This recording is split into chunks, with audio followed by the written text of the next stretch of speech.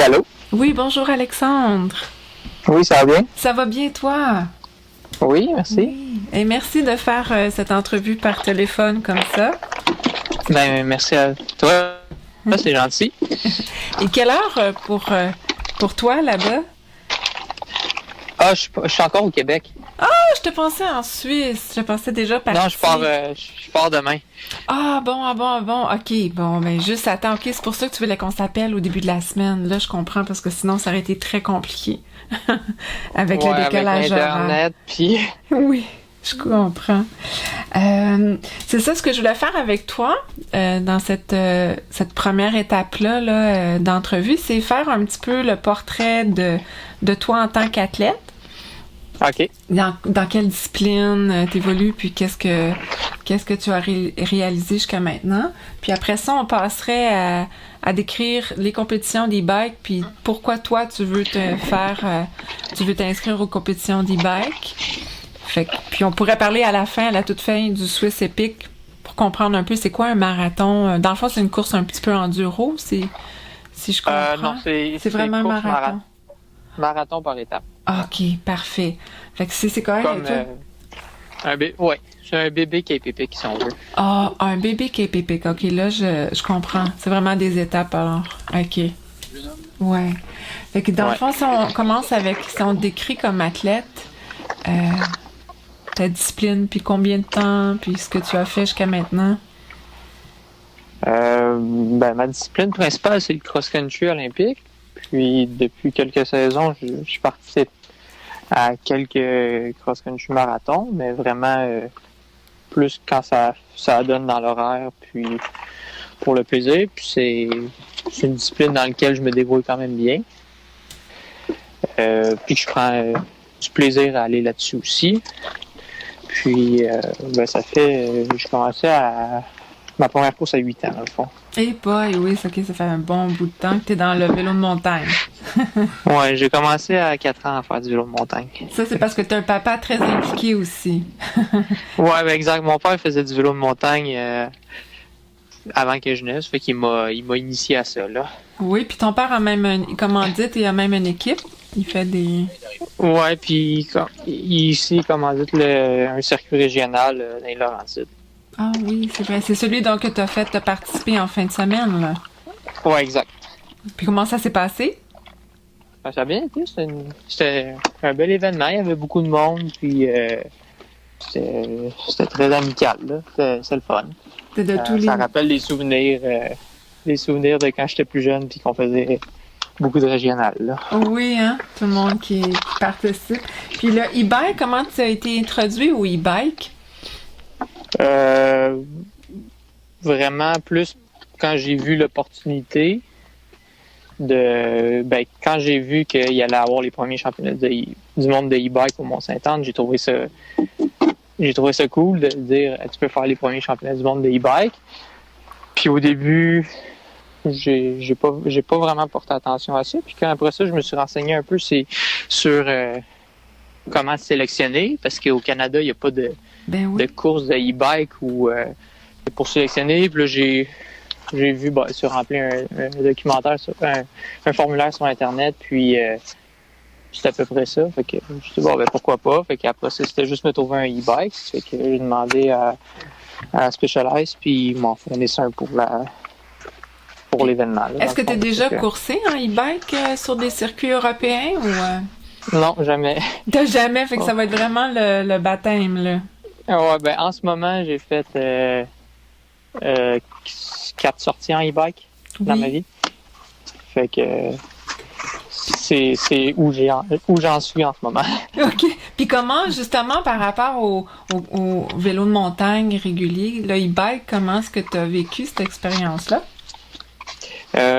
Vraiment cool. C'est vraiment le fun. On entend beaucoup de commentaires un peu négatifs là-dessus, là, que c'est pour les gens paresseux ou peu importe, mais moi, avant même d'en pratiquer, je trouvais qu'un e-bike, ce qui était le fun, c'est que ça peut t'amener à des places qu'en vélo normal, c'est un peu inaccessible. Ouais. Par exemple, souvent, les fois que je suis dans les grosses montagnes, je me dis, OK, ça t'a pris 2 heures et demie monter là avec la forme que t'as. Fait que peut-être que pour le commun des mortels, ils sont pas capables d'aller en vélo régulier. Fait que pour là, ça, c'est le fun. Puis, ou si ça leur permet de pas prendre 2 heures et demie pour monter. Puis, pour des personnes, mettons, un peu plus âgées qui perdent la forme, ben, ça leur permet de continuer à faire la pratique du vélo. Puis il y a un petit côté aussi, peut-être sport extrême. Il pourrait avoir un côté à développer sport extrême avec ce vélo-là, selon toi? Oui, quand même, parce que c'est un vélo, ben, ça ressemble un peu à un vélo d'enduro en termes de débattement. Les pneus sont gros, plus de débattement.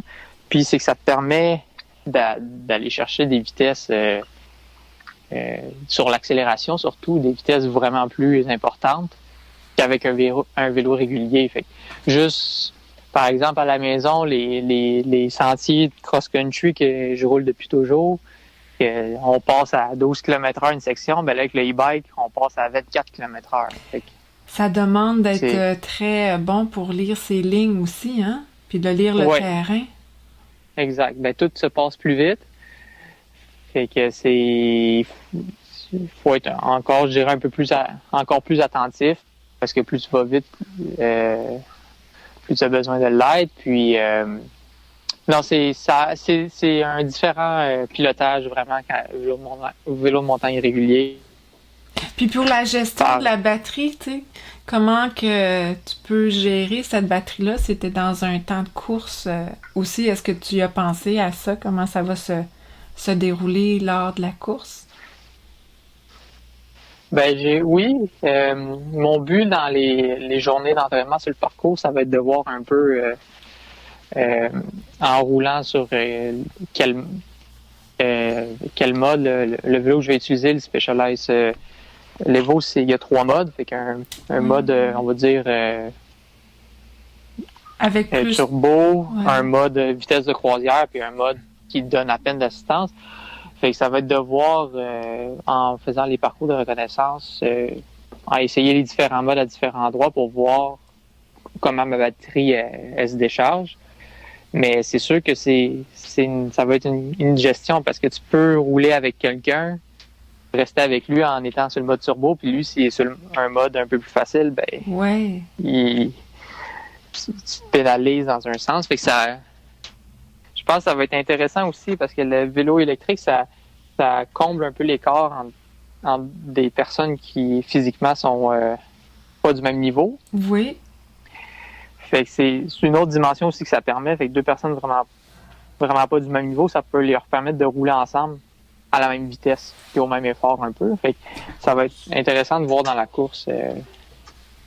Comment ça va se dérouler? C'est ça.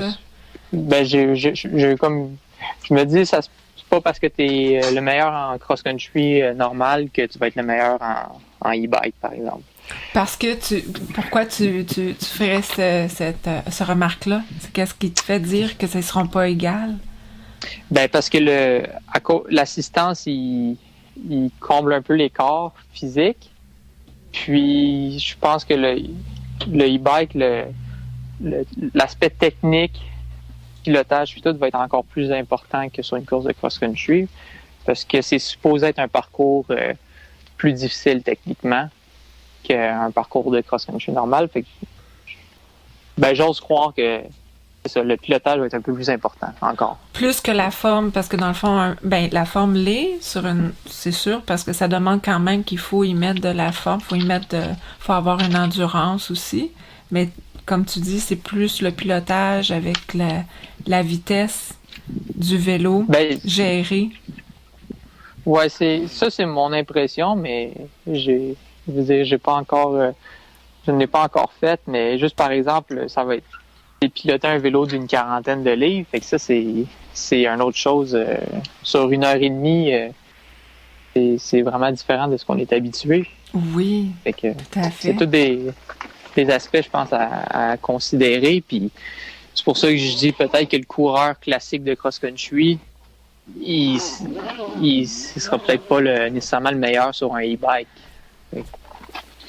Ça va jouer sur plusieurs niveaux, dans le fond, pour la course. Ouais, c'est que je pense que c'est ça va jouer sur plus de paramètres qu'un cross-country classique où vraiment c'est majoritairement physique puis un peu technique.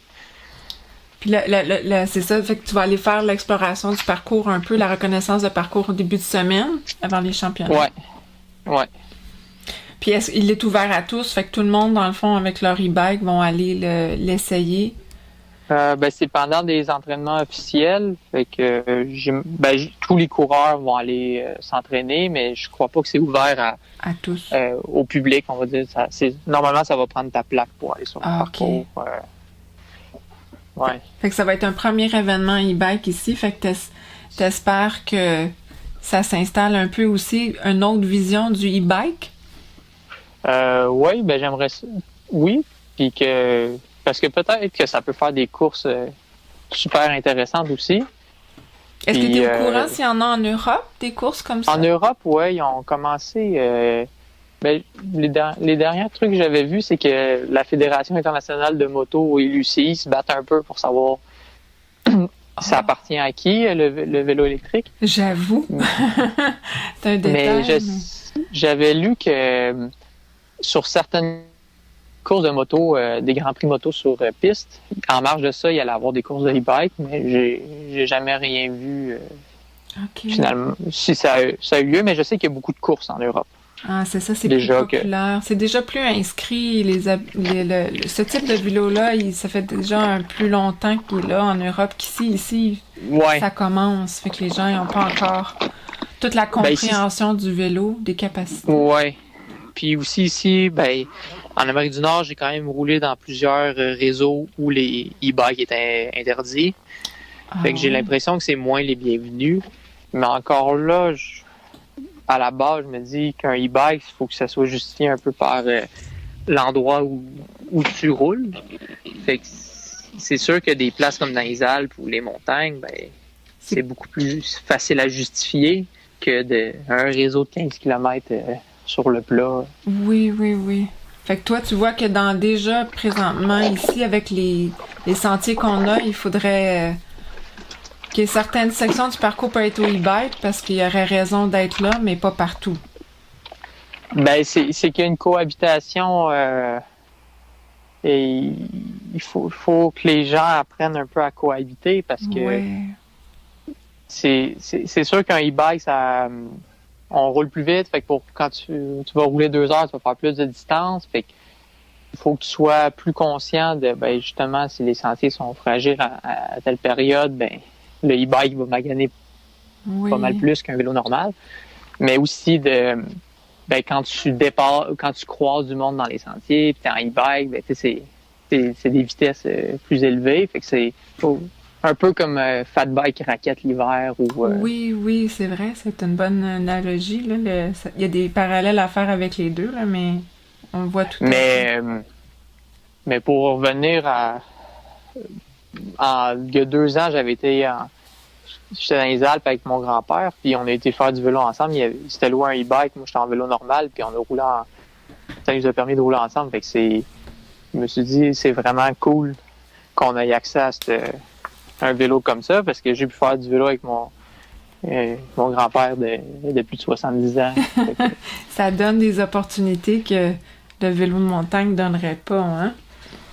Ouais, c'est vraiment extraordinaire, dans le fond. C'est une belle façon de vivre le vélo de montagne différemment, puis en famille. À tous les niveaux, là. Oui, exact. Puis j'espère que les championnats du monde, les premiers championnats du monde de e-bike qui ont lieu au Québec, ça va être un tremplin de lancement pour la discipline du e-bike au Québec, au Canada, en Amérique du Nord un peu. Oui. J'espère qu'il va y avoir que ça va être quand même suivi beaucoup cette course-là parce que pour justement que le public puisse voir un peu plus c'est quoi, puis que ça va. Je souhaite aussi que c'est un parcours adapté pour qu'on voie que ok oui, c'est impossible de passer là en vélo normal, mais avec le e-bike ça nous permet de le faire, fait que c'est ça. Faut vraiment montrer c'est ça, c'est un très bon point qu'il apporte là, de dire plus le terrain est accidenté, de donner vraiment, de démontrer vraiment les possibilités qu'un e-bike peut apporter pour que les gens puissent voir la différence entre un vélo de cross-country normal versus on pourrait avoir une autre discipline là. Ouais. Puis là, tu te prépares pour aller en Suisse, faire le marathon. Oui, si tu m'en parles un peu, le Swiss Epic, c'est quoi au juste? C'est une course par étape de 5 jours. Ça fait partie des Epic Series. Fait que c'est l'organisation du Cape Epic en Afrique du Sud qui organise ça. OK. Fait que c'est une des plus grosses... c'est la plus grosse course par étape en Europe. Puis c'est comme, on va dire, un bébé Cape Epic. C'est 5 jours. OK. Avec beaucoup de dénivelé au total. Les distances, c'est pas des étapes folles. La plus longue, c'est 86 km, mais quand même, on a un dénivelé total sur 5 jours de plus de 13 000 mètres sur 5 jours. Fait que c'est des bonnes journées à chaque jour. Oui, je comprends. Est-ce que c'est un peu comme le Cape Epic? Est-ce que vous le faites en équipe ou solo? Ou... Oui, c'est en duo. En duo. Et là, c'est qui t'accompagne pour cette... Moi, j'ai un coéquipier sud-africain. Son nom, c'est Sean Bester. OK. Puis, dans le fond, c'est lui qui m'a approché. Il connaissait Raphaël Gagné, puis il nous a mis en contact, dans le fond, parce qu'il cherchait un coéquipier. OK. Puis, aussitôt qu'il m'a écrit pour savoir si je suis intéressé, j'ai dit, j'ai tout de suite sauté sur l'occasion, parce que c'est une course que ça faisait quelques années que je regardais, puis que j'avais vraiment envie de faire. Oui. Puis, j'avais l'opportunité de le faire. Fait que, même si je connaissais pas mon coéquipier, puis qu'on n'a jamais roulé ensemble, je me suis dit... tu dois te lancer. on va voir ce que ça va donner, mais c'est tentant. Fait que, c'est une expérience complètement hors du commun, parce que tous ceux à qui j'ai parlé qui ont fait dans la série des Epic Rides, c'est vraiment quelque chose de grand, puis c'est toute l'équipe, t'as les crevaisons, t'as pas juste la partie course, t'as la partie entraide d'équipe qui prend beaucoup aussi d'espace dans ce type de course-là par étape, là. Ouais. Ouais. Ben, c'est puis vraiment... c'est des courses, c'est ça, que t'es vraiment pas à l'abri des bris mécaniques. Non, fait que c'est ça. Ça prend beaucoup de préparation, là, puis... fait que... Ça va être ça ton préambule avant la course de e-bike au 28 août, là-bas à Mont-Saint-Anne. Fait que tu devrais arriver en top forme, ça c'est certain. Ouais, ben dans le fond, le Swiss Epic, c'est le mardi le 20 jusqu'au 24. Wow. Puis le 25, je reprends l'avion pour ici. Puis le lundi, je descends à Mont-Saint-Anne. Fait que ça me laisse 3 jours, mettons, pour faire de la récup. Essayer de récupérer, puis me réhabituer au e-bike un peu. Fait que, oui. Ça va être, puis tu as le décalage horaire aussi, tu vas avoir un peu l'effet du décalage horaire. Oui, un 6 heures à combattre, mais je l'ai déjà fait par le passé de courir le lendemain, de revenir, puis je pense que si t'es mindé à le faire, ça va bien se passer, là. Ouais. Ben, c'est parfait. Fait que on te souhaite un bon marathon à Swiss Epic, puis on se voit lors de la course e-bike. C'est un peu comme toi, j'espère qu'on va avoir beaucoup de gens qui vont venir voir cet événement-là pour créer une espèce de hype autour du e-bike. Je pense que le e-bike a sa place. Puis on va pouvoir faire la suite de ce reportage-là qu'on vient de commencer, toi puis moi, là-bas. Donc on va avoir, comme on s'est entendu, une image de course pendant tes entraînements pour voir un peu c'est quoi le terrain sur lequel que vous allez vous départir là, cette course-là là, lors de l'événement. Puis on va se revoir après l'après-course pour avoir ton feedback, comment ça s'est passé, puis comment l'événement s'est déroulé pour toi. Fait que c'est super. Ouais. Merci beaucoup. Merci à toi, Alexandre. Merci beaucoup. Puis on se souhaite... Merci. Fait qu'on se voit à Mont-Saint-Anne. On se voit à Mont-Saint-Anne. Très hâte. Ouais, moi aussi. OK. Bonne soirée. Bon vol. Merci. Merci. Bye-bye. Bye-bye.